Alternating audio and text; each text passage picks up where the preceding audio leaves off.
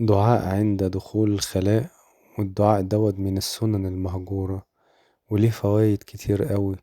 منها انها بتحجبنا عن الجن والشياطين، وطبعا بيحفظنا من الجن وأذى الجن، زي اللبس، ان الجن ممكن يلبسنا في الحمام او الخلاء، وده من اخطر الاشياء. ودعاء الخلاء ده هو اللي بيحفظنا من ان اي جن يلمسنا او يلبسنا.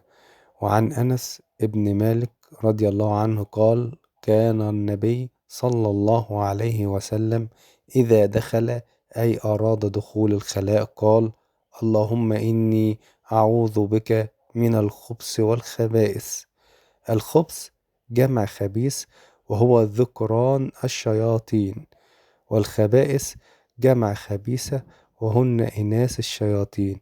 يعني إن طبعا الجن زينا وزي البشر، في إناث وفي ذكور. طبعا ده سواء ذكر أو أنثى، لو مثلا أعجب بيك وأنت مثلا في الخلاء، فممكن يأذيك أو يلبسك أو يضرك. فالدعاء ده بيحجبك عن إن هو يشوفك، يعني هو أنت بتتحجب عن الشيطان فما يشوفكش لما تقول الدعاء ده. طب وفي دعاء تاني عند الخروج من الحمام. عن عائشة رضي الله عنها: كان صلى الله عليه وسلم إذا خرج من الخلاء قال: غفرانك.